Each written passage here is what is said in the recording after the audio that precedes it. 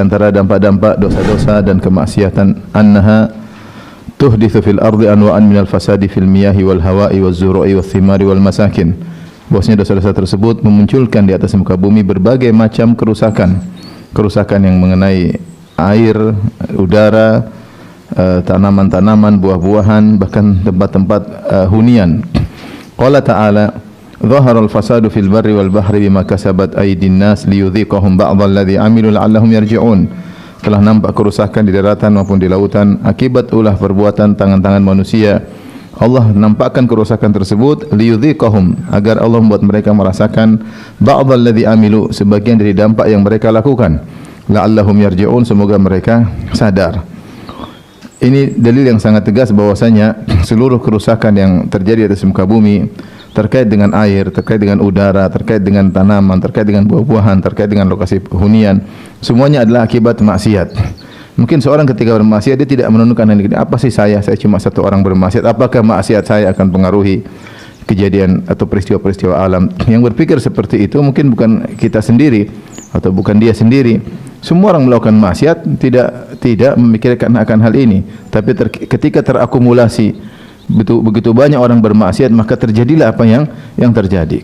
Terjadi apa yang terjadi. Oleh karena ketika terjadi malapetaka, bencana, nasihat yang paling terbaik adalah segera kembali kepada Allah Subhanahu wa taala. Namun kita dapati hampir jarang ada dai-dai yang berani menyampaikan akan hal ini. Ketika terjadi kerusakan, bencana, malapetaka, wabah, mereka selalu kembalikan kepada sebab-sebab duniawi. Ini adalah perkara biasa, ini karena pergantian musim, ini karena ini karena ini karena pergerakan lempeng kerak bumi, tabrakan dan macam-macam, tabrakan lempeng kerak bumi, pergeseran, sehingga tidak dikembalikan kepada akibat dosa-dosa yang dilakukan, ya. Padahal sudah jelas Allah menyatakan tidaklah ada kerusakan di atas muka bumi, di daratan, bumi, di lautan, kecuali akibat perbuatan manusia. Maka ini adalah menunjukkan dampak maksiat yang bukan hanya mengenai diri kita sendiri, bahkan bisa berdampak secara umum, Maka ketika timbul malapetaka atau bahaya, maka ini menandakan bahwasanya banyak orang yang sudah terjerumus dalam kemaksiatan sehingga Allah munculkan kerusakan-kerusakan tersebut.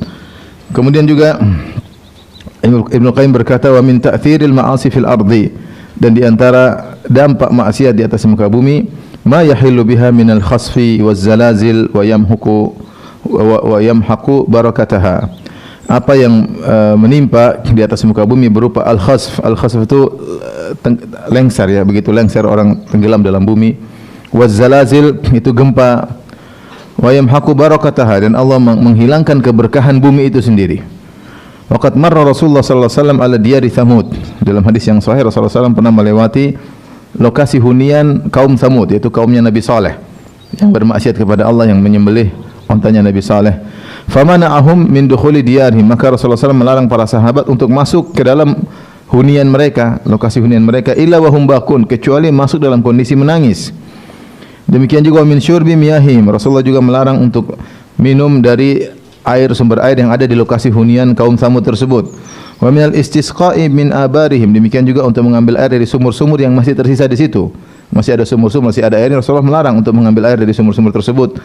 Hatta amara an yu'lifa al-ajinu alladhi ujina an yu'lafa al-ajinu alladhi ujina bimiyahihim linnawadhih.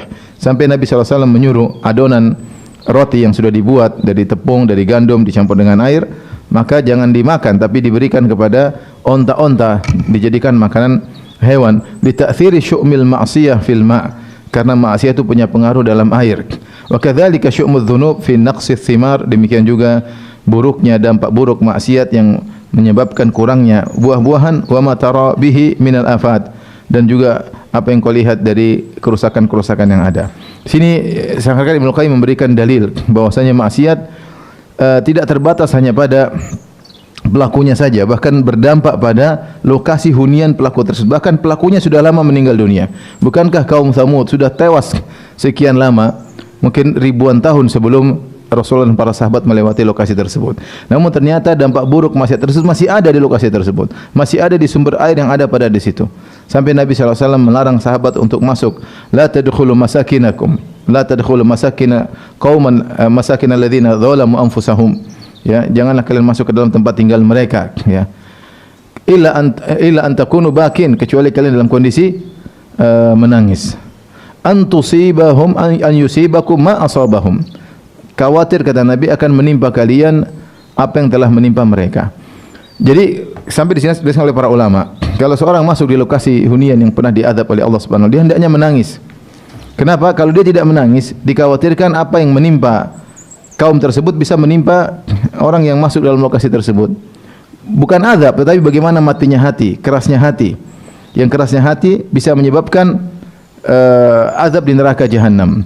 Bagaimana seorang tidak menangis melihat suatu kaum yang hebat, yang terkenal, yang pernah megah di zamannya, yang bisa membuat tempat hunian yang begitu indah, gunung-gunung dipahat, dijadikan tempat tinggal, kemudian binasa gara-gara maksiat kepada Allah Subhanahu wa taala. Tidakkah itu membuat hati seorang menjadi takut kepada Allah Subhanahu wa taala? Maka pantas seorang kalau lewat tempat itu harusnya menangis.